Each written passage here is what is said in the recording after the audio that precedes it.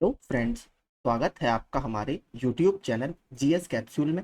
I hope आप सभी लोग अच्छे होंगे और आपकी तैयारी अच्छी चल रही होगी। फ्रेंड्स, आप सभी को पता है हम अपने इस चैनल के माध्यम से यूपी ट्रिपल एससी की विभिन्न प्रतियोगी परीक्षाओं के लिए स्टडी मटेरियल आपको लगातार प्रोवाइड कराते रहते हैं। तो अभी हाल ही में 27 अगस्त को जूनियर असिस्टेंट 1262 पदों के लिए परीक्षा प्रस्तावित है और उसी के साथ नया आपने देखा होगा 3800 पदों के लिए भी विज्ञापन आ गया है। तो उन दोनों में आपका ये यूजफुल होगा क्योंकि सिलेबस आपका नहीं बदला है। ठीक है, इस ऑलमोस्ट हम सारे प्रीवियस ईयर के क्वेश्चन कवर कर चुके हैं। बस एक साइंस वाला सेक्शन हमारा बचा है, बाकी सब हमने सेक्शन कवर कर लिए हैं। ठीक है, तो वो हमारी प्लेलिस्ट में जाकर आप देख सकते हैं। जी के जीएस की प्लेलिस्ट है, उसमें 2015 से 2022 तक विज्ञान बाकी सब्जेक्ट से जितने भी प्रश्न पूछे गए हैं मैंने सब करा दिए हैं। अब हम आज फिजिक्स की बात करेंगे। विज्ञान में हमारा पहला टॉपिक है फिजिक्स। ठीक है, तो चलिए शुरू करते हैं। पहला सब टॉपिक है हमारा मात्रक, मापक और मापक यंत्र। तो अगर आप हमारे चैनल पर नए हैं तो प्लीज इसे सब्सक्राइब जरूर कर लीजिए।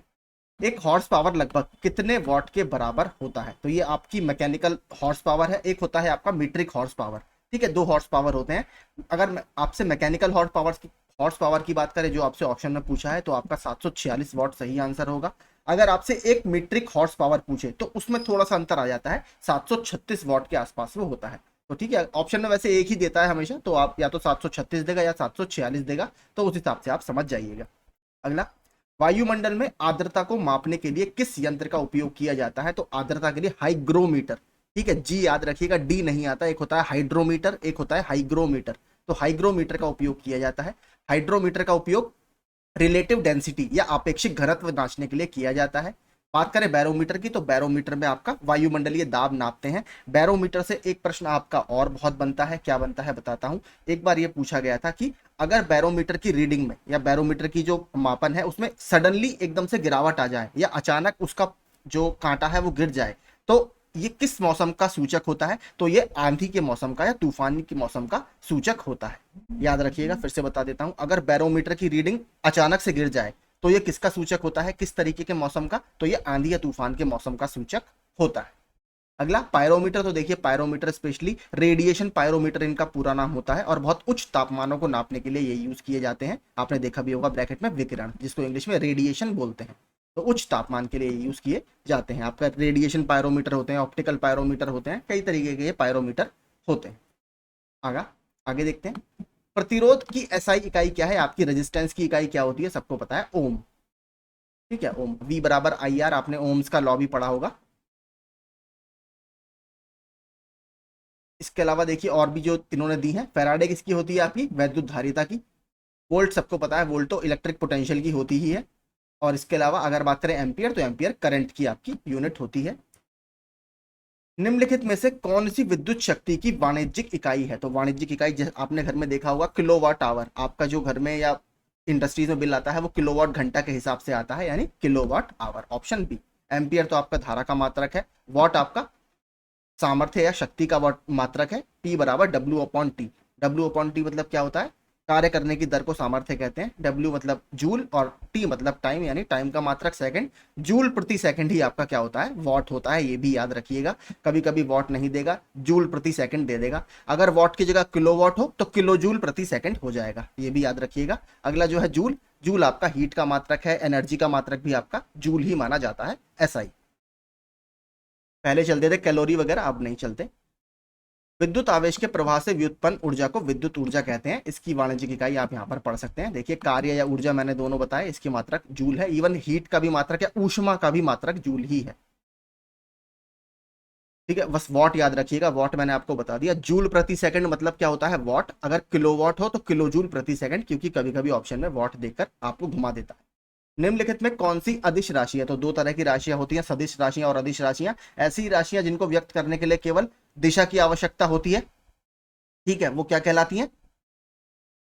सदिश राशियां कहलाती हैं। और जिन्हें व्यक्त करने के लिए केवल परिमाण की आवश्यकता होती है वो आपकी सदिश राशियां कहलाती हैं। माफ कीजिए, मैंने शायद थोड़ा गलत बोल दिया। तो देखिए, ऐसी भौतिक राशियां जिन्हें व्यक्त करने के लिए परिमाण और दिशा दोनों की आवश्यकता होती है, सदिश राशियां कहलाती हैं। और वे भौतिक राशियां जिन्हें व्यक्त करने के लिए केवल परिमाण या मैग्नीट्यूड की आवश्यकता होती है, अदिश राशियां कहलाती हैं। तो मेरे शायद गलती हो गई थी पहले एक्सप्लेनेशन में, उसके लिए माफी चाहूंगा। और अदिश राशियों के आपके एग्जाम्पल क्या है? जैसे कार्य, द्रव्यमान, दूरी, समय, चाल, दाब, शक्ति, आवेश, ये सभी आपके इसके एग्जाम्पल हैं। प्रतिबल या स्ट्रेस की इकाई क्या है, तो इसको इंग्लिश में बोला जाता है resisting force per unit area. तो जो आपकी प्रेशर की इकाई होती है पास्कल, वही आपकी इसकी इकाई होगी पास्कल। पास्कल आपका कुछ नहीं होता, न्यूटन प्रति मीटर स्क्वायर ये होता है, क्योंकि P pressure P equal to बराबर एफ अपॉन ए, यानी बल अपॉन एरिया। तो बल का आपका मात्रक न्यूटन होता है, एरिया का मात्रक मीटर स्क्वायर होता है। तो सब मैं एसआई मात्रकों की बात कर रहा हूँ। आयतन की एसआई इकाई क्या है, तो ये है आपकी मीटर क्यूब या घन मीटर। ऑप्शन बी एसआई मात्रक ही, क्योंकि अब चलते हैं एसआई मात्रक। एसआई का फुल फॉर्म पता होगा आप लोगों को, तो फिर भी मैं बता देता हूँ, सिस्टम इंटरनेशनल। ठीक है, अंतरराष्ट्रीय पद्धति जो हमारी है, 3 पद्धतियां बहुत फेमस चलती हैं हमारे यहाँ, एमकेएस, सीजीएस और एसआई। एमकेएस मतलब metre kilogram second, CGS centimetre gram second और एसआई सिस्टम इंटरनेशनल। एसआई इस समय अंतरराष्ट्रीय पद्धति है जो ग्लोबल लेवल पर मानी जाती है। आगे चलते हैं। ऊर्जा की एसआई इकाई क्या है, तो हमने पहले ही देख लिया क्या है, जूल है। ठीक है, देखिए किलोवाट आ गया, मैंने आपसे कहा था इस तरीके से ही बार बार आता रहता है। किलोवाट आपके पावर या शक्ति की इकाई है, न्यूटन आपके बल की इकाई है, हॉर्स पावर भी आपके शक्ति की ही इकाई है। 1 हॉर्स पावर बराबर 746 वॉट। आगे चलते हैं। समय की एसआई इकाई क्या है, सिंपल ये है तो सेकंड। बाकी नीचे आप सारे पढ़ सकते हैं एसआई इकाइयां, ये टेबल आप इसका स्क्रीनशॉट ले सकते हैं भविष्य के लिए। चुंबकीय प्रेरण मैग्नेटिक फ्लक्स का एसआई मात्रक क्या है, तो इसका एसआई मात्रक है टेस्ला। ठीक है, चुंबकीय प्रेरण का एसआई मात्रक टेस्ला है। चुंबकीय प्रेरण का देखिए सीजीएस जो मैंने आपको अभी बताया था, सेंटीमीटर ग्राम सेकंड प्रणाली, इसका मात्रक गॉस होता है। बाकी यहां पर आप ये पढ़ सकते हैं, टेस्ला बराबर क्या होता है, वेबर प्रति मीटर स्क्वायर। इसी संगीत यंत्र की ध्वनि तीव्रता मापी जाती है किसमें, तो आपको पता है ध्वनि की जो तीव्रता वो डेसिबल में मापी जाती है। 80 डेसिबल तक थोड़ा सा सही माना जाता है, उसके ऊपर की अगर आवाज है तो बहुत ज्यादा वो कानों के लिए हानिकारक हो जाती है।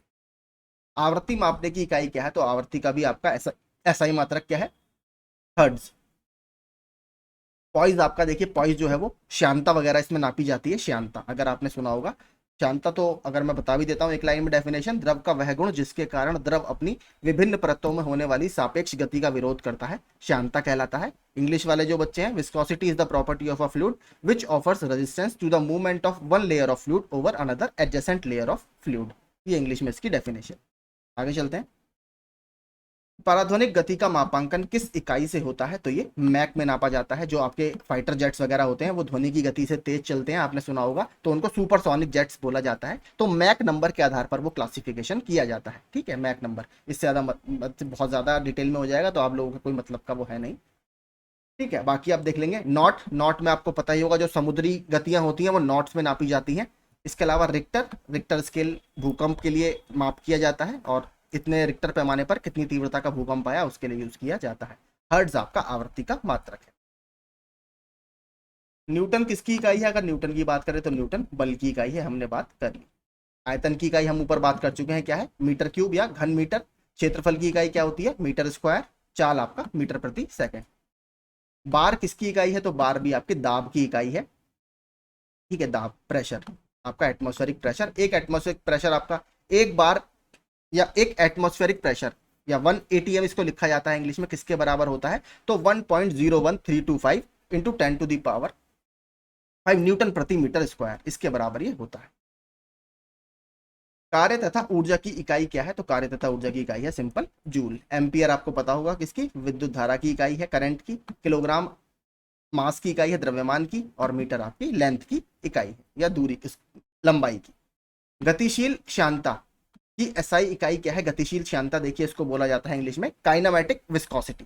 तो काइनामेटिक विस्कोसिटी आपका पास्कल सेकंड के बराबर होती है। ठीक है, पास्कल सेकंड। देखिए आप, मैंने जो आपको डेफिनेशन बताई थी यहाँ वो आप पढ़ भी सकते हैं। वह कौन सी राशि है जिसका मात्रक जूल नहीं है, तो देखिए, या मैकेनिकल एनर्जी, ठीक है, ऊर्जा का, ऊष्मा का भी जूल होता है, कार्य का भी जूल होता है। सामर्थ्य का हमने बात कर ली थी, जूल नहीं होता, क्या होता है, जूल प्रति सेकंड होता है, यानी वॉट। देखिए जितना भी फैक्ट्स मैं आपको बताता हूँ सब एग्जाम में आए हुए होते हैं, इसलिए आप जो मैं बोलता हूँ उसको भी प्लीज ध्यान से सुना कीजिए, वो क्योंकि बहुत सब कुछ लिखना बहुत इंपॉसिबल है, इसलिए जो मुझे याद रहता है मैं हाथ के हाथ आपको बताता हुआ चलता हूँ। निम्नलिखित में से शक्ति का मात्रक कौन सा है, तो देखिए शक्ति का मात्रक फिर से क्या है, जूल प्रति सेकंड। इसीलिए मैंने आपको वो जूल वाला वॉट किलोवाट वाला कॉन्सेप्ट बताया था, क्योंकि देखिए ऐसे ही बार बार ये घुमा फिरा कर पूछता रहता है। जड़त्व आघूर्ण का मात्रक क्या है? तो देखिए जड़त्व आघूर्ण का इसमें से मात्रक अगर आप देखेंगे तो इसमें कोई भी सही नहीं है। यहां से अगर देखा जाए तो न्यूटन सेकंड जो है ये आपका आवेग का मात्रक होता है, इसमें इसमें कोई भी सही नहीं है। अगला पास्कल इकाई है, तो पास्कल फिर से प्रेशर या दाब की इकाई होती है, ऑप्शन बी। इसके अलावा देखिए हाँ, एक इससे बहुत प्रश्न बनता है, पास्कल का सिद्धांत है, ठीक है, हाइड्रोलिक्स वगैरह में बहुत यूज होता है, जो आपके हाइड्रोलिक फ्लूइड वगैरह होते हैं। तो आपने एक बार इससे प्रश्न ये पूछा जाता है, जो हमारे गाड़ियों में हाइड्रोलिक ब्रेक्स होते हैं वो किसके सिद्धांत पर कार्य करते हैं? तो वो पास्कल के सिद्धांत पर कार्य करते हैं, ठीक है। पास्कल का सिद्धांत अब बताऊंगा, यहाँ पर आपका कोई इसका मतलब नहीं है क्योंकि थोड़ा सा टेक्निकल चीजें हैं। यहाँ पर आप इतना समझिए, जो हाइड्रोलिक ब्रेक्स होते हैं वो पास्कल के नियम पर या पास्कल के सिद्धांत पर कार्य करते हैं। बिजली के करंट का एसआई यूनिट क्या है? तो बिजली के करंट का एसआई यूनिट है एम्पियर। कैंडेला हमने पढ़ लिया था, कैंडेला किसका है? ज्योति तीव्रता का मात्रक है। वॉट आपका शक्ति या सामर्थ्य का मात्रक है। इसके अलावा बात करें वोल्ट, तो ये वैद्युत विभव का मात्रक होता है। दबाव का एसआई यूनिट क्या है? तो दबाव का SI unit simple Newton, sorry pascal है, माफ कीजिए, पास्कल है प्रेशर का, न्यूटन आपका बल का मात्रक है।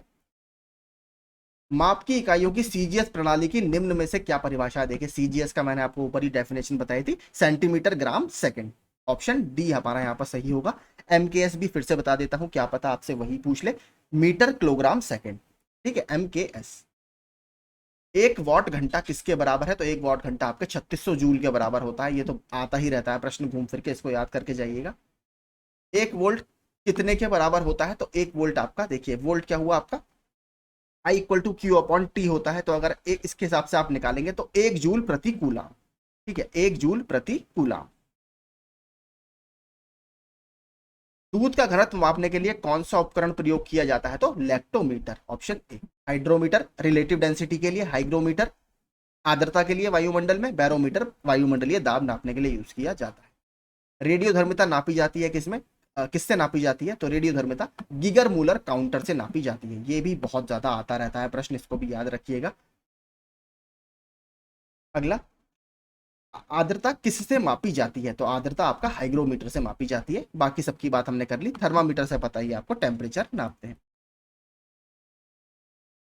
सागर की गहराई को मापने के लिए कौन सा उपकरण इस्तेमाल किया जाता है? तो फैथोमीटर, ठीक है, फैथोमीटर, क्योंकि सागर की जो गहराई होती है उसको फैथोम्स में नापते हैं, ठीक है, फैथोम्स में, और फैथोम्स को जो नापेगा वो क्या होगा? Fathometer. Terminal doppler weather radar यानी TWDR किसके लिए उपयोग किया जाता है? तो ये खराब मौसम में हवाई जहाजों को उतारने में यानी सही डायरेक्शन उन्हें दिखाने में यूज किया जाता है। निम्नलिखित में से किस यंत्र का उपयोग अवशोषित या विकसित ऊष्मा या हीट को मापने के लिए किया जाता है? तो कैलोरीमीटर का। पुरानी जो देखिए मैंने आपको बताया था ऊष्मा की जो मात्रा होती है वो कैलोरी ही होती थी, वर्तमान में इसको जूल में ही अब रिप्रेजेंट किया जाता है। यांत्रिकी और मैकेनिक्स देखते हैं अगला टॉपिक। निम्नलिखित में से कौन सी भौतिक राशि अन्य से भिन्न है? तो कार्य, गतिज ऊर्जा, स्थितिज ऊर्जा। तो यहाँ पर देखेंगे, देखिए फिर से मात्रक का ही खेल आ गया। अगर बात करें कार्य, कार्य की यूनिट क्या होगी? जूल होगी। स्थितिज ऊर्जा, ऊर्जा की भी यूनिट जूल ही होती है, और स्थितिज ऊर्जा, गतिज ऊर्जा, दोनों की यूनिट आपकी जूल ही यहाँ पर होगी, ठीक है, जूल। लेकिन बल की यूनिट क्या होगी? न्यूटन होती है। तो आपका बल इसमें अलग है। बाकी अगर राशियों के हिसाब से देखेंगे तो राशियों के हिसाब से भी आपका सही बनेगा, जैसे यहाँ पर नीचे दिखा रखा है आपको, ये अदिश राशियां हैं और बल आपकी सदिश राशि है। ढालू सड़क पर पत्थर लुढ़कना ऊर्ध्व ऊपर की ओर उठाने से अधिक आसान होता है, क्योंकि तो देखिए क्या होता है, जब भी किसी चीज को लुढ़काने में कोई कार्य किया जाता है वो उसको उठाने से ज्यादा कठिन आसान होता है, ठीक है। तो यानी लुढ़काना आसान है, किसी चीज को उठाना कठिन है। बचपन में आपने ये एग्जाम्पल पढ़ा भी होगा। तो ऑप्शन ए हमारा यहाँ पर सही होगा। वह कौन सी भौतिक मात्रा है जिसका आयाम, तो ये विमाएं वगैरह आ गई, ml² T-2। तो इसका मतलब देखिए क्या हो गया? मीटर हो गया, ठीक है, एल स्क्वायर हो गया अपॉन टी हो गया, यानी टी स्क्वायर हो गया। तो अगर इसमें हम देखेंगे तो जो कार्य है, ठीक है, कार्य का मात्रक आपका ये होगा, कार्य बराबर होता है आपका बल गुणा विस्थापन। तो बल की जो यूनिट हो गई, तो बल गुणा विस्थापन मैंने बताया, बल की क्या होती है? ML T-2 होती है बल की, और विस्थापन की क्या होगी? एल। तो ml² T आपका ये आ जाएगा, ml² T-2। ये आपका सही आंसर होगा, ऑप्शन ए किया गया कार्य। माचिस की डिब्बी की सतह से जब माचिस की तीली टकराती है तो ऊर्जा का कौन सा रूप एक चमकीली लौ में प्रज्वलित होने के कारण बनता है? तो रासायनिक ऊर्जा यानी केमिकल एनर्जी। नदी का बहता हुआ जल किस प्रकार का ऊर्जा संवहन करता है? तो ये आपका गतिज ऊर्जा का उदाहरण है, क्योंकि इसमें वेलोसिटी होती है, v होती है, और कुछ मास भी होता है पानी का। तो क्या होगा काइनेटिक एनर्जी? ये बराबर 1/2 mv², हाफ mv² के रूप में आपका जो काइनेटिक एनर्जी होती है गतिज ऊर्जा को दर्शाया जाता है। एक गतिशील बस में अचानक ब्रेक लगने से सवारी आगे की ओर झुक जाती है, यह किस नियम का पालन करता है? तो यह आपके न्यूटन के प्रथम नियम का पालन करता है कि कोई भी आपकी वस्तु अगर गतिशील अवस्था में है तो वो गतिशील अवस्था में ही रहेगी, और जब तक उस पर कोई भी बाह्य बल ना लगाया जाए। तो इसे जड़त्व का नियम भी बोला जाता है। इसी के आधार पर हमारा ये हमें झटका लगता है और हम आगे की तरफ झुक जाते हैं। जेट इंजन किस घटना के आधार पर कार्य करता है? तो जेट इंजन आपका कंजर्वेशन ऑफ लीनियर मोमेंटम यानी रेखीय संवेग के संरक्षण पर काम करता है। ऑप्शन बी का आविष्कार देखिए फ्रैंक विटल ने 1937 में किया था। ये फैक्ट भी पूछा जा चुका है। इसके अलावा एक बार आप हेलीकॉप्टर का जरूर पढ़िएगा, हेलीकॉप्टर का भी पूछा हुआ है कि हेलीकॉप्टर का आविष्कार किसने किया था। तो प्लीज कमेंट करके मुझे जरूर बताइएगा। विसर्पी घर्षण डैश होता है? तो विसर्पी घर्षण सीमित घर्षण से कम होता है, लिमिटिंग फ्रैक्शन से थोड़ा सा कम होता है। ऑप्शन बी हमारा यहाँ पर सही होगा। घर्षण के संबंध में निम्नलिखित में से कौन सा विकल्प सही है? तो घर्षण के संबंध में निम्नलिखित में से आपका कि घर्षण जो है वो गति का विरोध करता है। आपको पता है अगर आप आगे की तरफ बढ़ रहे हैं तो उसके अपोजिट दिशा में ये काम करता है। तो आपका थोड़ा सा चलने में या फिर हम किसी चीज को अगर जमीन पर रगड़ रहे हैं तो उसको हमें रगड़ने में काफी दिक्कत होती है अगर घर्षण होता है। तो गति का ये विरोध करता है। घर्षण के कुछ नियम होते हैं तो वो आप पढ़ सकते हैं।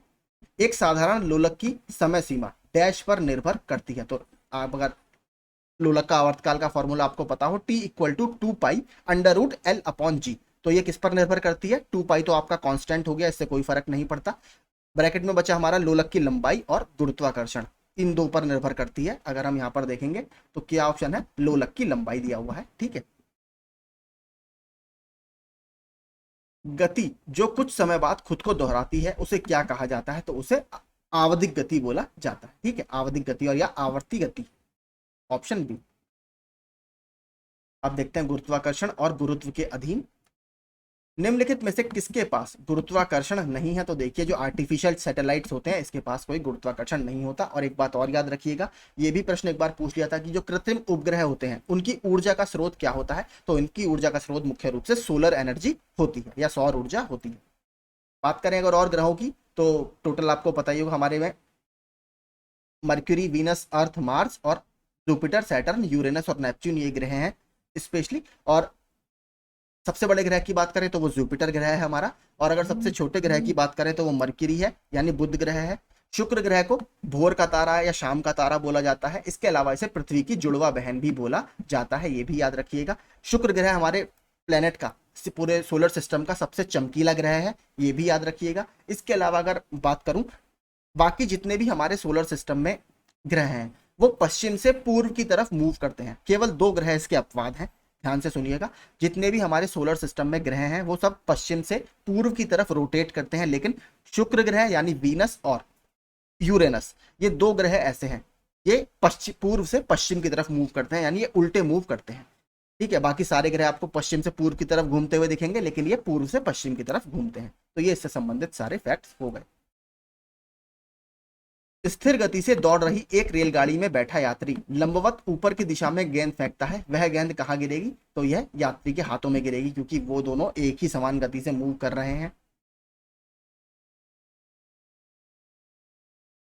सिंपल, ये तो आपको कॉमन सेंस का प्रश्न है।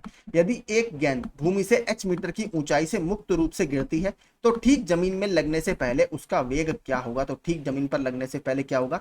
आपका इनिशियल और फाइनल वेलोसिटी आपको निकालनी पड़ेगी। तो जो गति के समीकरण होते हैं लॉ ऑफ मोशन होते हैं, तो v equal to u square plus 2gh, इससे आपको पहले वेलोसिटी निकालनी पड़ेगी। लेकिन प्रारंभिक वेग आपका क्या है? जब आप ऊपर से फेंकेंगे 0 होगा, तो v बराबर √2gh आ जाएगा।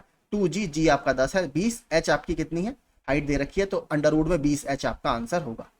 Option D. ठीक है, u यहाँ पर आपका प्रारंभिक वेग होता है और v आपकी फाइनल वेलोसिटी होती है, जो आपसे सवाल में पूछी है कि ठीक उसका वेग क्या होगा। याद रखिएगा इसके समीकरण एक s equal to u t plus half a t square भी होता है, वो भी याद रखिएगा, उससे भी प्रश्न हो सकता है आपका बन जाए। ठीक है, s equal to u t plus half a t square. आगे g का मान न्यूनतम होता है कहां पर? तो g का मान न्यूनतम होगा आपका विषुवत रेखा पर और पोलों पर या पोल्स पर, ध्रुवों पर सबसे ज्यादा इसका मान होता है।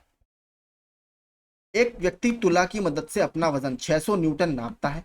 यदि वह व्यक्ति एक 5 मीटर प्रति सेकंड की गति से ऊपर जा रहे लिफ्ट में उसी तुला में खड़ा हो जाए तो तुला द्वारा दर्शाया गया भार क्या होगा। तो जब ऊपर जाएगा तो आपको तुला द्वारा जो भार दर्शाया जाएगा वो 600 न्यूटन ही होगा। ये भी आपका सिंपल कॉमन सेंस का ही प्रश्न है।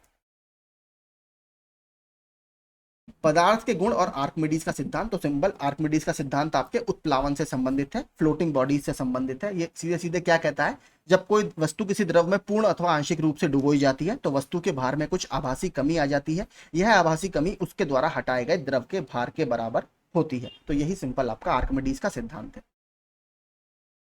निम्नलिखित में से कौन सी धातु सबसे अधिक तन्य है। तो सबसे अधिक तन्य धातु इसमें से कौन सी है, मैलिएबल, देखिए वो है सोना।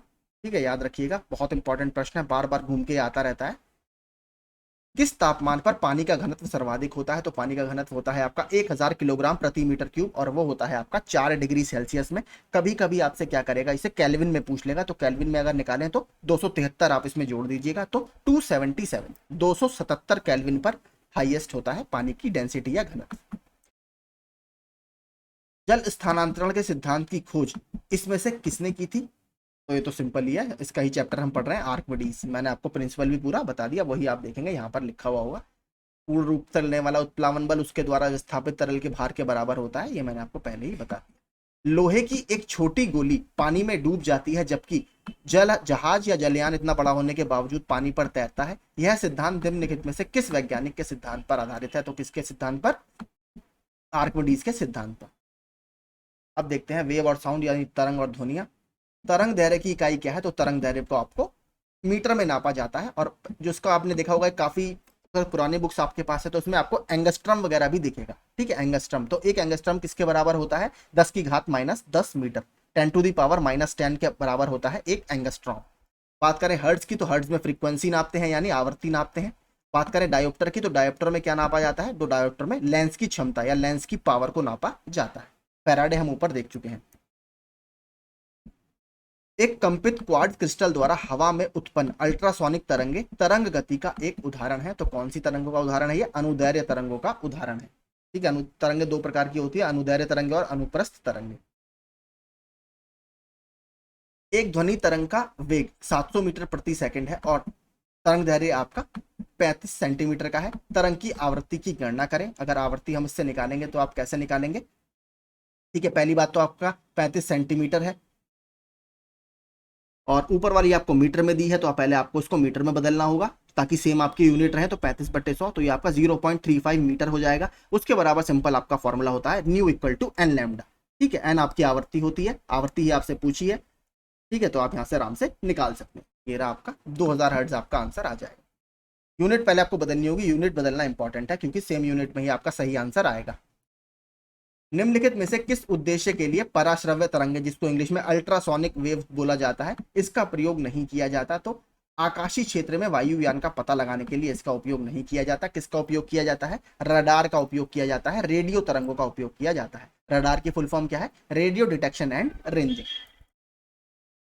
ध्वनि निम्नलिखित में से किस माध्यम में यात्रा नहीं कर सकती। तो ध्वनि को देखिए मीडियम की आवश्यकता होती है, माध्यम की आवश्यकता होती है, अर्थात ये निर्वात में ट्रेवल नहीं कर सकती क्योंकि निर्वात में आपका एब्सेंस ऑफ मीडियम होता है, यहाँ पर कोई माध्यम नहीं होता। निर्वात में प्रकाश की चाल कितनी होती है, 3 × 10⁸ मीटर प्रति सेकंड। तो ध्वनि को फिर बता देता हूं, ध्वनि को मूव करने के लिए आपको ट्रांसफर होने के लिए माध्यम की आवश्यकता होती है।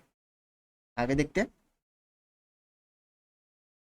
निम्नलिखित में से निम्नलिखित प्रकार के किस विद्युत चुंबकीय विकिरण में सबसे लंबे तरंग दैर्घ्य होते हैं। तो देखिए ये प्रश्न आपका बहुत आता रहता है कि जो आपकी एक्स रेज होती है, UV rays, microwaves, gamma rays, इसमें सबसे ज्यादा आवृत्ति किसकी होती है और सबसे ज्यादा तरंग दैर्घ्य किसकी होती है। तो आप एक याद कर लीजिए क्योंकि दोनों में इनवर्स रिलेशनशिप होता है, दोनों एक दूसरे के व्युत्क्रमानुपाती होते हैं। आप तरंग दैर्घ्य याद कर लीजिए या फिर आप आवृत्ति याद कर लीजिए। दूसरा उसका बिल्कुल अपोजिट होगा, जिसकी आवृत्ति सबसे ज्यादा होगी उसकी तरंग दैर्घ्य सबसे कम होगी, या इसका उल्टा अगर बोलूं, जिसकी तरंग दैर्घ्य सबसे ज्यादा होगी उसकी आवृत्ति सबसे कम होगी। तो आप दोनों में से एक के आधार पर याद कर लीजिए। अगर आप यहां पर देखेंगे तो रेडियो तरंगों की जो सबसे लंबी तरंग दैर्घ्य होती है यानी इनकी आवृत्ति सबसे कम होगी रेडियो वेव्स की। ठीक है, तो वो आपको समझ में आ जाएगा। यहाँ पर आप नीचे पूरा पढ़ भी सकते हैं। ठीक है, और देखिए हाँ, एक ये भी इंपॉर्टेंट है, जो इनके इन्वेंटर हैं इनको भी पढ़ लीजिएगा। इन्वेंटर इनको भी पूछता रहता है कि किसने किसकी खोज की है, जैसे एक्स रेज वगैरह की खोज किसने की है, तो रोएंटजन ने उसकी खोज की है। ऐसे ही आप याद कर सकते हैं। निम्नलिखित में से कौन सा पदार्थ एक ध्वनिक या सोनरस पदार्थ है, तो आपका लोहा जो है एक सोनरस पदार्थ है। तो लोहा धातु से उत्पन्न होने वाली विशेष प्रकार की ध्वनि को अनुनादी ध्वनि कहा जाता है। धातु में यह अभिलाक्षणिक गुण होता है, यही कारण है मंदिर या स्कूल के घंटे आदि ये आपके सब धातु के बने होते हैं, काफी दूर तक इनकी आवाज जाती है। अगला, समान प्रावस्था में कंपायमान माध्यम के किन्हीं दो सबसे निकटतम कणों के बीच की दूरी क्या कहलाती है, तो इसको ही बोला जाता है आपकी तरंग दैर्घ्य। अगला देखते हैं, आगे चलते हैं। किसका तरंग दैर्घ्य सबसे अधिक होता है, तो आपने विबग्योर सुना होगा। तो आपका जो, अगर इसमें देखेंगे विबग्योर, 5 आपके 7 रंग जो होते हैं, तो देखिए वैसे तो सबसे ज्यादा रेड का होता है, लेकिन रेड आपके ऑप्शन में नहीं है, तो रेड के बाद किसका नंबर आएगा, ऑरेंज का या नारंगी का। विबग्योर आपने सुना होगा, ऑप्शन डी हमारा यहाँ पर सही होगा। रेडियो तरंग का वेग कितना होता है, अब ये बहुत फैक्चुअल प्रश्न है। तो रेडियो तरंग का वेग कितना होता है, जितना आपका निर्वात में प्रकाश की चाल होती है, जो मैंने आपको ऊपर बताई थी, 3 × 10⁸ मीटर प्रति सेकंड। लेकिन ध्वनि की निर्वात में चाल कितनी होगी, 0 है, क्योंकि वहां पर कोई भी माध्यम होता ही नहीं। एफएम प्रसारण बैंड किसके बीच होता है, तो ये किसके बीच में होता है, तो ये आपका वेरी हाई फ्रिक्वेंसी रेंज के बीच में होता है। ठीक है, वेरी हाई फ्रिक्वेंसी VHF कितना होगा, लगभग 30 मेगाहर्ट्ज से लेकर 300 मेगाहर्ट्ज। तो मेगा समझ रहे हैं आप, इंटू 10⁶ 10⁶ तो कितनी बड़ी देखिए फ्रीक्वेंसी रेंज है ये। तो वेरी हाई फ्रीक्वेंसी के अंतर्गत ये आता है।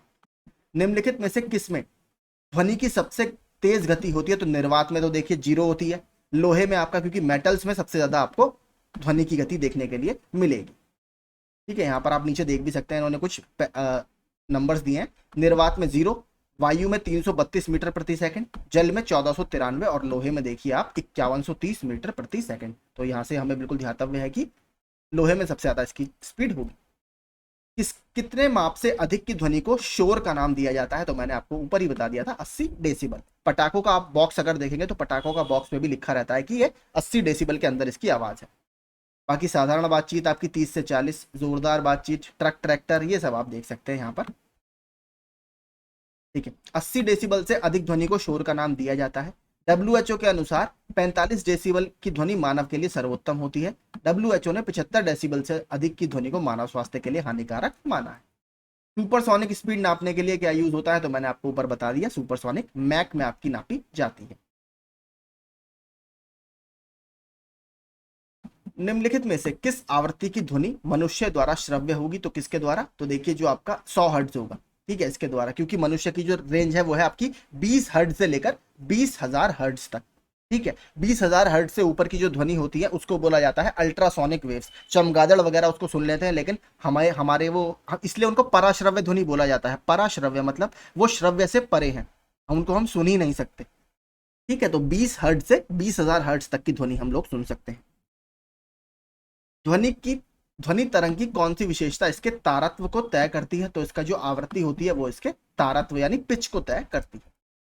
प्रतिध्वनि सुनने के लिए स्रोत तथा परावर्तन सतह के बीच कितनी न्यूनतम दूरी होनी चाहिए, तो लगभग आपकी 17 मीटर की दूरी होनी चाहिए। ये बहुत इंपॉर्टेंट देखिए फैक्चुअल प्रश्न है। दो व्यक्तियों के वार्तालाप में आवाज का डेसिबल स्तर कितना होगा, तो हमने ऊपर देखा था लगभग 30 डेसिबल। दीवार से एक प्रतिध्वनि सुनने के लिए न्यूनतम दूरी कितनी है, 17.2 मीटर, ऑप्शन बी। तो देखिए 2 बार ये रिपीट हो गया प्रश्न आपका। कृषि प्राविधिक का एग्जाम देखिए फिर से आने वाला है, तो आराम से आप इस तरीके के प्रश्न वहां पर एक्सपेक्ट कर सकते हैं। ध्वनि का किस माध्यम से गमन नहीं हो सकता, तो मैंने यहाँ पर बता दिया आपको, निर्वात, क्योंकि ध्वनि को गमन के लिए मीडियम की आवश्यकता होती है और निर्वात में कोई भी माध्यम नहीं होता। ऊष्मा हीट के बारे में आप देखते हैं। तारों का रंग निम्नलिखित में से किस पर निर्भर करता है, तो तारों का रंग आपके उसके तापमान या टेम्परेचर पर निर्भर करता है। निम्नलिखित में से किस उष्ण अंतरण विधि से पृथ्वी को सूरज से ऊर्जा प्राप्त होती है, तो किसके कारण हमें रेडिएशन या विकिरण के कारण यह प्राप्त होती है।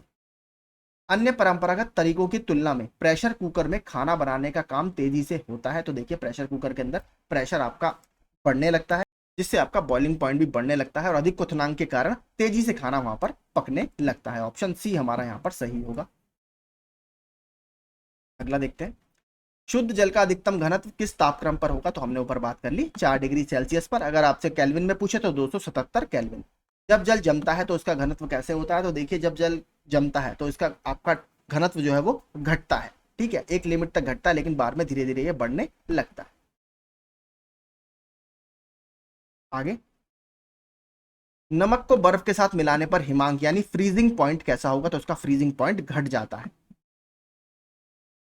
सबसे कम तापमान जिस पर कोई पदार्थ आग पकड़ता है उसे क्या कहा जाता है, तो इसे इग्निशन टेम्परेचर बोला जाता है। इग्निशन टेम्परेचर यानी आपका प्रज्वलन तापमान, ठीक है। ये सब आपके आईसी इंजन वगैरह अगर आपने मैकेनिकल से पढ़ा हो, हमने जैसे मैकेनिकल से इंजीनियरिंग की है, उसमें ये सब टेक्नोलॉजी आपकी सब टर्मिनोलॉजी यूज होती है वहां पर। Ignition temperature, self ignition temperature, ये सब आपका वहां पर यूज होता है। कौन सी धातु ताप का अच्छा सुचालक है परंतु बिजली का बुरा, तो यानी टेम्परेचर तो आराम से वो अपने ट्रांसमिट करती है, लेकिन बिजली को इतने अच्छे से ट्रांसमिट नहीं कर पाती, तो किसका है, अभ्रक का, ऑप्शन बी। दो कांच के गिलास एक दूसरे से एक के अंदर दूसरा चिपक जाते हैं तो उन्हें कैसे अलग किया जाता है, तो उन्हें कैसे अलग किया जाता है, बाहरी गिलास को गर्म पानी में डालकर अलग किया जाता है। बर्फ की गुप्त ऊष्मा कितनी होती है, तो बर्फ की गुप्त ऊष्मा 80 कैलोरी प्रति ग्राम होती है। कैलोरी प्रति ग्राम, किलो कैलोरी मत लगा दीजिएगा ये वाला, कैलोरी प्रति ग्राम।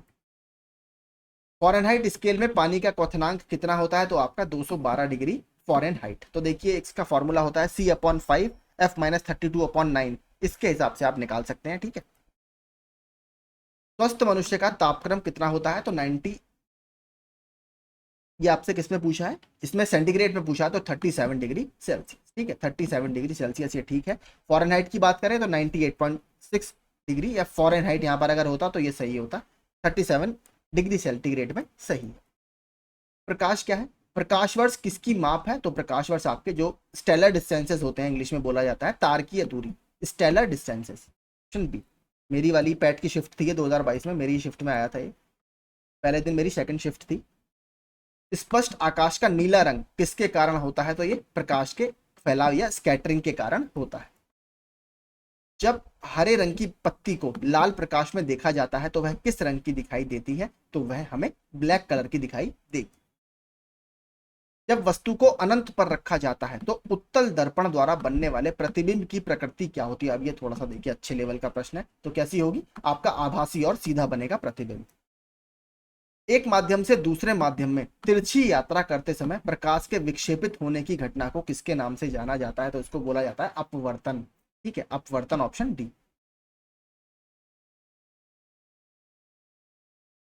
निकट दृष्टि दोष वाले लोगों द्वारा प्रयुक्त कौन सा लेंस है, तो निकट दृष्टि दोष वाले लोग आपका अवतल लेंस का प्रयोग करते हैं। दूर दृष्टि दोष का एक रोगी 40 सेंटीमीटर से निकट की वस्तुओं को साफ नहीं देख पाता। आंख को सामान्य बनाने के लिए आवश्यक लेंस आपका कितना होगा, तो अगर आंख को सामान्य बनाना है तो 200/3 सेंटीमीटर फोकस दूरी का उत्तल लेंस आपको देखना, उसको लगाना पड़ेगा। एक वस्तु की फोकल लंबाई 20 सेंटीमीटर के उत्तल लेंस के मुख्य अक्ष के लंबवत रखा गया है।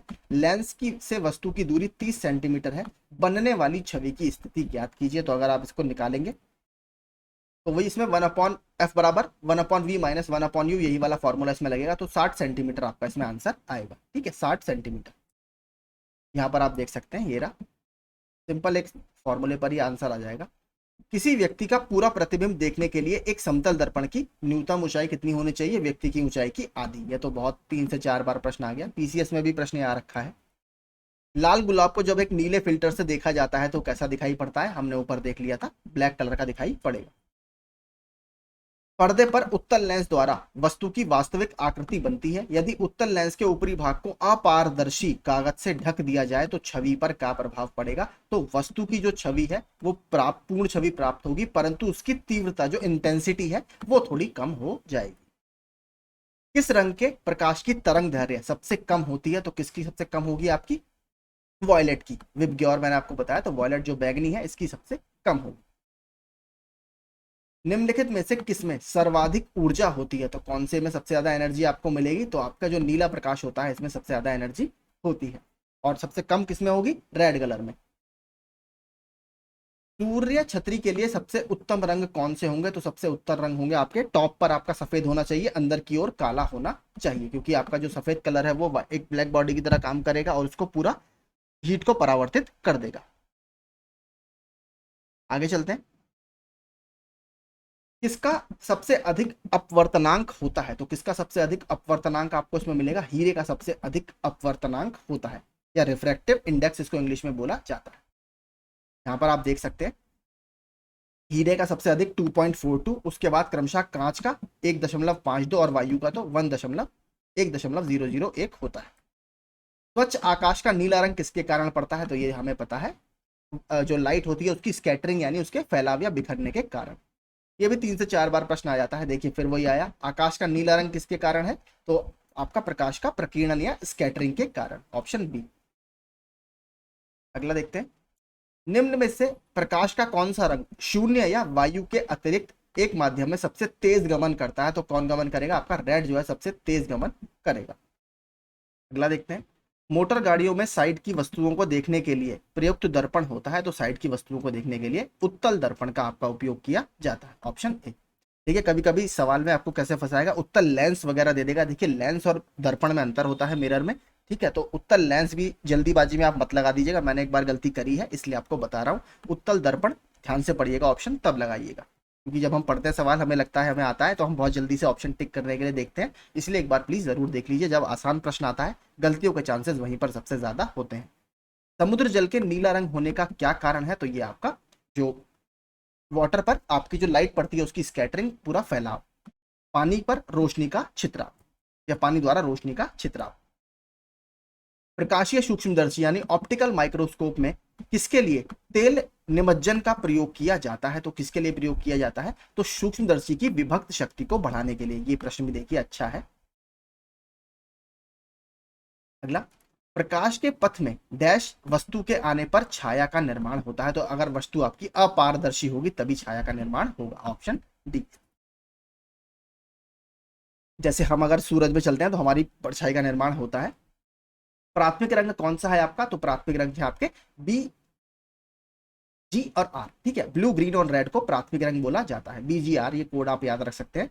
तो आपके सारे ये प्राथमिक रंग की श्रेणी में आते हैं। मुख्य रंग कौन कौन से हैं? तो हमने ऊपर देख लिया, लाल, हरा, नीला, ब्लू, ग्रीन, रेड। अब बात करते हैं इलेक्ट्रिसिटी की। ओम के नियम के अनुसार निम्नलिखित में कौन सा समीकरण सत्य है? तो कौन सा समीकरण सत्य है? R equal to V upon I. V बराबर आई आर, कुछ लोग अलग अलग तरीके से याद करते हैं, V equal to I R से कुछ लोग याद करते हैं, कुछ लोग R equal to V upon I से याद करते हैं। बिजली का प्रवाह सर्किट में कब होता है? तो देखिए इसमें कोई भी आपको ऑप्शन सही नहीं माना और आयोग ने इसको सब में फुल मार्क्स दे दिए।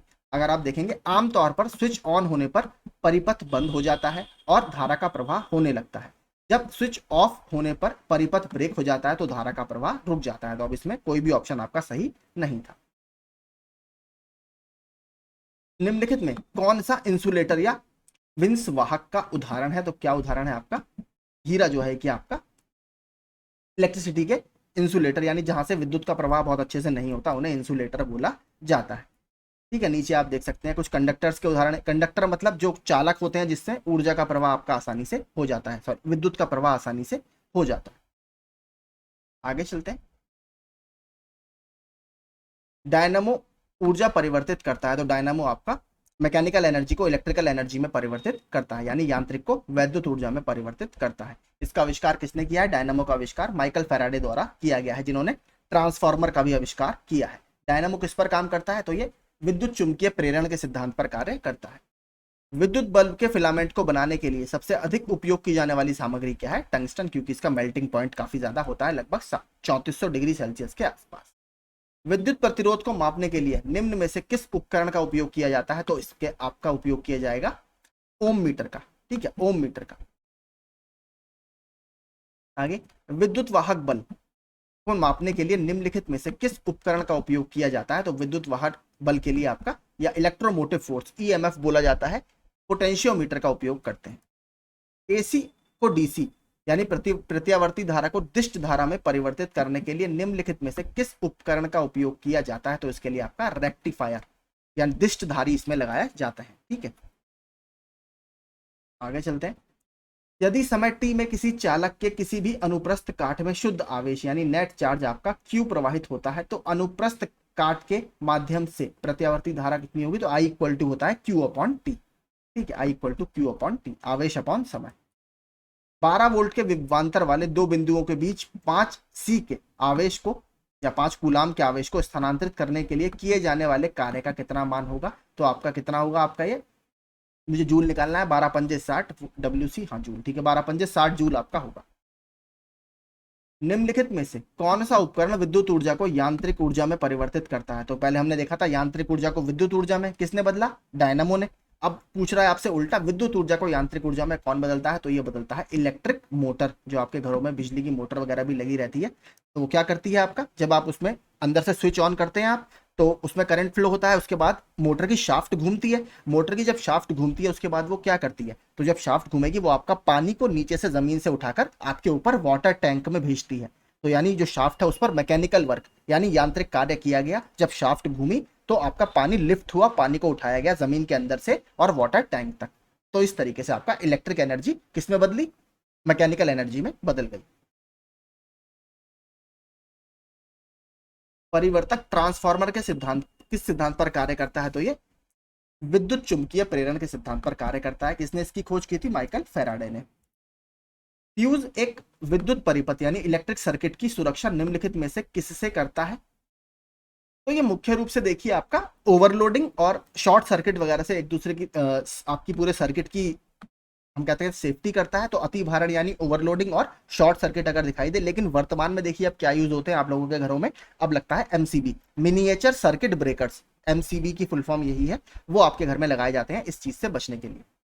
ठीक है, वर्तमान में फ्यूज तार के स्थान पर लघु परिपथ विच्छेदक यानी मिनिएचर सर्किट ब्रेकर्स का प्रयोग होता है। सर्किट में विद्युत की उपस्थिति का पता लगाने के लिए निम्नलिखित में से किस उपकरण का प्रयोग किया जाता है, तो आपको करंट अगर पता लगाना है तो गैल्वेनोमीटर का उपयोग किया जाता है।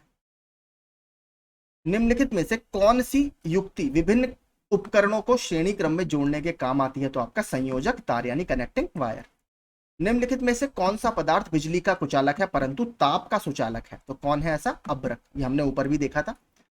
बिजली के बल्ब का फिलामेंट सिंपल है, तो इससे बना हुआ है टंगस्टन। मिश्र धातु का कहां पर यूज होगा, मिश्र धातु का जो आपके फ्यूज बनते हैं, ठीक है, फ्यूज में आपका लो मेल्टिंग पॉइंट अलॉय यानी लो मेल्टिंग की निम्न गलनांक वाली मिश्र धातु उसमें यूज होती है। चालक के माध्यम से प्रवाहित एक धारा होती है, तो किसके, आपके विभवांतर के प्रत्यक्ष आनुपातिक यानी जो इलेक्ट्रिक पोटेंशियल होता है उसके समानुपातिक। V equal to I R, जो मैंने आपको बताया था ये रहा। आवेशित की गई एक वस्तु द्वारा किसी अन्य आवेशित की गई वस्तु अथवा आवेशित ना की गई वस्तु पर लगाए बल को क्या कहते हैं, तो इसे विद्युत स्थानिक बल कहते हैं, विद्युत स्थैतिक बल। प्रत्यावर्ती धारा एससी को एक दिश धारा यानी डीसी में यानी आपका अल्टरनेटिंग करंट को डायरेक्ट करंट में प्रयोग करने के लिए किसके जरिए परिवर्तित किया जा सकता है, तो हमने ऊपर बात करा था रेक्टिफायर दिष्टकारी। रासायनिक ऊर्जा को विद्युत ऊर्जा में रूपांतरण किसके द्वारा किया जाता है, तो ये आपका संचायक सेल के द्वारा किया जाता है, ऑप्शन डी। यांत्रिक ऊर्जा को वैद्युत ऊर्जा में बदलने के लिए किसका उपयोग किया जाता है, तो ये हमने ऊपर भी देखा था डायनामो। ठीक है, गाड़ियों में आपका डायनामो ही लगता है। गाड़ियों में जब आपकी गाड़ी की शाफ्ट चलती है तो वो आपका बिजली जनरेट करती है, जिससे आपके जो हेडलाइट्स वगैरह होती हैं गाड़ी के अंदर जो लाइट जलती है वो सब इसी से जलती है। इनमें से कौन सा विद्युत का सर्वोत्तम चालक है, तो सबसे चालक अच्छा कौन सा है, समुद्री जल। किसी बस की चाल बढ़ाने पर ही रोशनी का बढ़ना यह किस स्थिति को दर्शाता है, तो यह कमजोर बैटरी की स्थिति को दर्शाता है। प्रकाश वोल्टीय सेल या फोटोवोल्टाइक सेल होता है, किस तरीके का सेल होता है, तो एक सोलर सेल होता है। जब एक निष्क्रिय दो टर्मिनल का विद्युत घटक है जो सर्किट परिपथ के तत्व के रूप में विद्युत प्रतिरोध लागू करता है, तो क्या है, प्रतिरोध यानी रजिस्टर। डैश एक साधारण उपकरण है जिसका उपयोग इलेक्ट्रिक सर्किट को वियोजित करने या इसे पूरा करने के लिए किया जाता है, तो क्या है आपका, स्विच। पावर स्ट्रिप क्या है, तो पावर स्ट्रिप क्या है, ये एक वैद्युत उपकरण है जिसका उपयोग वॉल आउटलेट की क्षमता को विस्तारित करने के लिए किया जा सकता है, जो उपकरणों को समायोजित कर सकता है। अगला देखते हैं नवा हमारा चैप्टर मैग्नेटिज्म। विद्युत चुंबक किससे तैयार होता है, तो विद्युत चुंबक आपके सॉफ्ट आयरन या नरम लोहे से तैयार होता है। इलेक्ट्रॉनिक संचार प्रणाली की 3 बुनियादी इकाइयां कौन सी हैं? तो इसमें चाहिए आपको ट्रांसमीटर, एक ट्रांसमिशन चैनल यानी मीडियम माध्यम चाहिए, और आपको एक रिसीवर चाहिए। इलेक्ट्रॉनिक संचार प्रणालियों में शोर निम्नलिखित में से किसे संदर्भित करता है? तो जो आपके अनइंटेंडेड सिग्नल्स होते हैं या अवांछित सिग्नल्स होते हैं, जो संदेश सिग्नल के प्रसारण और प्रसंस्करण में बाधा डालते हैं, उन्हें क्या कह सकते हैं आप? शोर बोला जाता है या डिस्टरबेंस बोला जाता है। अगला देखते हैं, अल्बर्ट आइंस्टीन को किसके लिए नोबेल पुरस्कार से सम्मानित किया गया था? तो इन्हें फोटो इलेक्ट्रिक इफेक्ट के लिए नोबेल पुरस्कार दिया गया था। इसके बारे में थोड़ा सा पढ़ लेते हैं।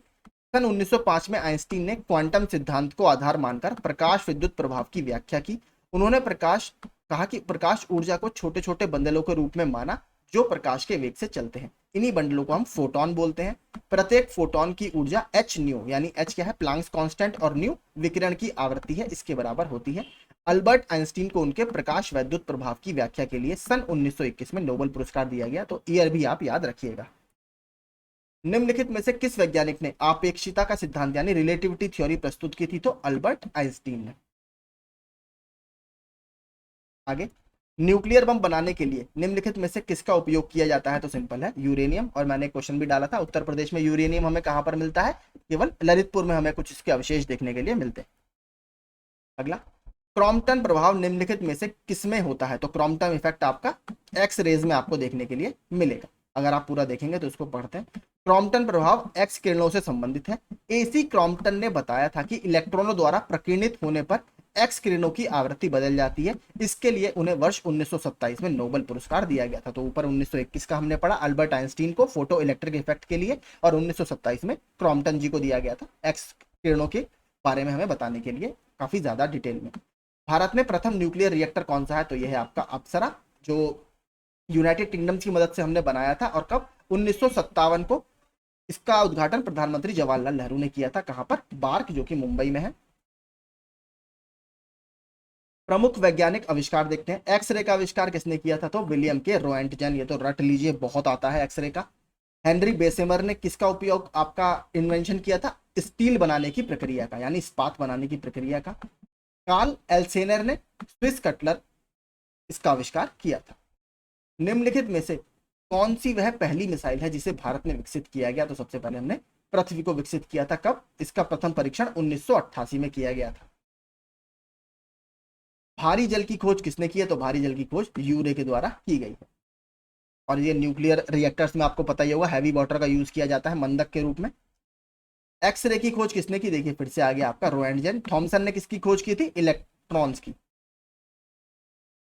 डायनामाइट का आविष्कार किसने किया था? जिनके नाम पर नोबेल पुरस्कार दिए जाते हैं, अल्फ्रेड नोबेल जी। अल्फ्रेड नोबेल ने किसका आविष्कार किया? Dynamite, option D. बिल्डिंग वगैरह को तोड़ने में बहुत यूज होता है। डायनामो की खोज किसने की थी? तो डायनामो को जॉन हैरिसन ने बनाया। माफ कीजिए, माइकल फेराडे ने। ट्रांसफार्मर और दोनों की खोज आपके माइकल फेराडे ने की है, डायनामो की और ट्रांसफार्मर। इसके लिए माफी चाहूंगा। और डायनामो का काम क्या है आपका? मैकेनिकल एनर्जी को इलेक्ट्रिकल एनर्जी में बदलना या यांत्रिक ऊर्जा को विद्युत ऊर्जा में बदलना। ट्रांसफार्मर की खोज किसने की थी? वही देखिए आ गया, माइकल फेराडे ने। किस वैज्ञानिक ने इलेक्ट्रोलिसिस के नियम दिए हैं? तो इलेक्ट्रोलिसिस के नियम किसने दिए हैं? आपके एम फेराडे ने। तो देखिए फेराडे ने बहुत बहुत बड़े बड़े इन्वेंशन किए हैं। हाइड्रोजन बम का आविष्कार किसने किया है? तो हाइड्रोजन बम आपके एडवर्ड टेलर ने बनाया है। इसके अलावा भी एक ओपेनहाइमर करके मूवी भी आ रही है, वो मूवी भी आपके बम से ही संबंधित है, उसे जरूर देखिएगा। अणु बम के आविष्कार की अगर बात करें तो किसने किया है? ऑटो हॉर्न तथा एफ स्ट्रॉसमैन ने किया। और हाँ, हाइड्रोजन बम ये पूछ लेता है किस पर आधारित है? हाइड्रोजन बम आपके नाभिकीय संलयन पर आधारित है। और अगर बात करें न्यूक्लियर बम, तो वो किस पर आधारित होते हैं? वो आपके नाभिकीय विखंडन पर आधारित होते हैं। हाइड्रोजन बम नाभिकीय संलयन पर आधारित है। गलत मिलान की पहचान कीजिए। तो फाउंटेन पेन, वाटरमैन बिल्कुल ठीक है। अमीटर, जंकराइस जेनसेन। तो देखिए अमीटर का आविष्कार आपका डेक्सलर के द्वारा किया गया है। ठीक है, पूरा नाम तो मुझे भी नहीं पता, डेक्सलर के द्वारा लेकिन इसका आविष्कार किया गया था। बाकी बैरोमीटर इवांजेलिस्टा टॉरिसेली, और एनिमेशन एमिल कॉल। बाकी देख लेते हैं एक बार, मेरे हिसाब से तो हाँ वही है। देखिए यहाँ पर आप देख सकते हैं डेक्सलर, फ्रेडरिक डेक्सलर ने एमीटर का आविष्कार किया है। बाकी नाम आप यहाँ पर सब पढ़ सकते हैं। अगला देखते हैं, माइक्रोवेव ओवन अगर बात करें तो पर्सी स्पेंसर यहाँ पर इन्होंने दिया हुआ है, ये सही मिलान है, तो पहला ही ऑप्शन आपका ठीक है। ट्रांसफार्मर हम बात कर चुके हैं, माइकल फैराडे। बैटरी का आपका अलेक्जेंड्रो वोल्टा, ये भी बहुत इंपॉर्टेंट है, देखिए वोल्टा ये भी बहुत पूछा जाता है। बैटरी का आविष्कार किसने किया? अलेक्जेंड्रो वोल्टा ने। और वर्नियर कैलिपर आपको पता ही होगा, इनके तो नाम पर इसका आविष्कारी जो स्केल का नाम है वो इन्हीं के नाम पर रखा गया है, पियरे वर्नियर के नाम पर। तो ये आपका गलत है, केवल पहला इसमें ठीक है। देखिए सारे आप इसका स्क्रीनशॉट जरूर लीजिएगा, मेरी बात मानिए, ये आपका हो सकता है पूछ ले मैचिंग में, काफी आते रहते हैं।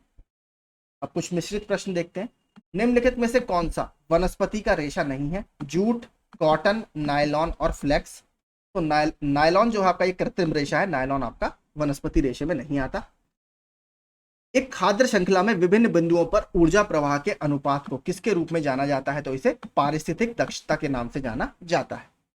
अगला, निम्नलिखित में से किस प्रकार के लेंस का उपयोग हमेशा छोटा प्रतिबिंब प्राप्त करने के लिए किया जाता है? तो अवतल लेंस से हमेशा हमें छोटा प्रतिबिंब मिलेगा।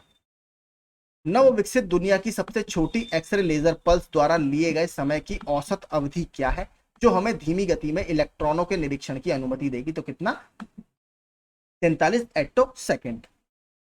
अंतरिक्ष में भारत के पहले भारतीय मानव मिशन के नाम की पहचान करें, जिसका उद्देश्य पृथ्वी की निचली कक्षा यानी LEO में मानव अंतरिक्ष उड़ान मिशन शुरू करने की स्वदेशी क्षमता का प्रदर्शन करना है। तो यह है गगनयान। भारत का पहला प्रयोगात्मक उपग्रह किस वर्ष लॉन्च किया गया था? तो सिंपल है आपका 1975 में, आर्यभट्ट के नाम से। 2021 में भारतीय अंतरिक्ष अनुसंधान संस्थान ने देश के पहले मानव अंतरिक्ष मिशन गगनयान सहयोग के लिए निम्नलिखित में से किस देश की अंतरिक्ष एजेंसी के साथ एक समझौता ज्ञापन पर हस्ताक्षर किए? तो फ्रेंच जो CNES वहां की एजेंसी है उसके साथ हमने हस्ताक्षर किए। किसी पिंड की कार्य करने की क्षमता को क्या कहा जाता है? तो किसी पिंड के कार्य करने की क्षमता को ऊर्जा कहा जाता है। अगला देखते हैं, निम्नलिखित में से कौन सी प्रक्रिया प्राकृतिक जल विज्ञान यानी हाइड्रोलॉजिकल अथवा जल चक्र का भाग नहीं है? तो देखिए विसरण आपका कोई भी जल चक्र का भाग नहीं है, बाकी सारे आपके वाटर साइकिल में आते हैं। जीवाणु यानी बैक्टीरिया के निराकरण के लिए जिस प्रकाश किरण का परखनली के अंदर वैकृत प्रयोगशाला में प्रयोग किया जाता है उसे क्या बोलते हैं? तो इसमें UV रेज का प्रयोग किया जाता है, अल्ट्रावायलेट रेज यानी पराबैंगनी विकिरण। निम्नलिखित में कौन सा विकल्प क्लास 2 लीवर का उदाहरण है? तो अलग अलग लीवर देखिए बचपन में आपने पढ़े होंगे, उत्तोलक वगैरह। तो पहला श्रेणी का उत्तोलक, द्वितीय श्रेणी का उत्तोलक। तो इसमें देखिए जो व्हील बैरो है, हाथ से खींचने वाला ठेला जो होता है, वो आपका क्लास 2 लीवर का उदाहरण है। इलेक्ट्रॉनों की तरंग प्रकृति को प्रायोगिक रूप से पहली बार किसके द्वारा सिद्ध किया गया था? तो डेविसन और जर्मर ने इसको विभिन्न प्रयोगों द्वारा पहली बार सिद्ध किया था। कण यानी बोसॉन नाम का संबंध किससे है? तो आपने देखा होगा हिग्स बोसॉन काफी चर्चा में रहते हैं, तो JC बोस के नाम से ये चर्चा में नहीं है, किसके नाम से? SN बोस यानी सत्येंद्रनाथ बोस। JC बोस मत लगाइएगा, सत्येंद्रनाथ बोस इसका सही आंसर है। टेप रिकॉर्डर में टेप की चाल कितनी होती है? बहुत फैक्चुअल प्रश्न है, तो इसको याद कर लीजिए, 4.76 सेंटीमीटर प्रति सेकंड। तो देखिए सेंटीमीटर भी याद रखिएगा, हो सकता है ऑप्शन में मीटर देकर आपको फंसा दे। निम्न में से विद्युत उत्पादन करने में सर्वाधिक हिस्सा किसका है? तो वर्तमान में भारत में अगर हम देखें तो थर्मल पावर प्लांट्स जो होते हैं जहां कोयले से बिजली बनती है, उसका शेयर अभी काफी ज्यादा है। ठीक है, इसके अलावा और देखते हैं, अभी 3 से 4 प्रश्न और बचे हैं। स्टीयरिंग में फ्री प्ले किस कारण से आती है? तो स्टीयरिंग के ढीला हो जाने के कारण आपका फ्री प्ले आती है। तो आप देखेंगे जब आप हैंडल घुमाएंगे तो भी टायर बहुत तेजी से नहीं घूमते उसमें। CT स्कैनिंग में क्या उपयोग होता है? तो CT स्कैनिंग में आपके एक्स रेज उपयोग किए जाते हैं। CT स्कैन की फुल फॉर्म भी जरूर याद रखिएगा, कंप्यूटेड टोमोग्राफी। ठीक है, कंप्यूटेड टोमोग्राफी इसका फुल फॉर्म है। नींबू निचोड़ने की मशीन किस श्रेणी का उत्तोलक है? तो ये आपका द्वितीय श्रेणी के उत्तोलक का उदाहरण है। स्टीफन हॉकिंग कौन है? तो स्टीफन हॉकिंग की एक किताब बहुत फेमस है, a brief history of time, और ये कौन है? वैज्ञानिक है, बहुत फेमस। ठीक है, तो यही देखिए हमारे 175 प्रश्न थे फिजिक्स के, आपके भौतिक विज्ञान के। इसके बाद अभी 2 पार्ट इसके और आएंगे, उसके बाद हम UPSSC के सारे प्रीवियस ईयर के क्वेश्चन खत्म कर लेंगे। कल मैं आपको एक वीडियो इसका और दे दूंगा और परसों तक हम इसको पूरा कवर कर लेंगे। तो अगर आपको वीडियो पसंद आया हो तो प्लीज हमारे चैनल को सब्सक्राइब जरूर कीजिएगा। Thank you so much.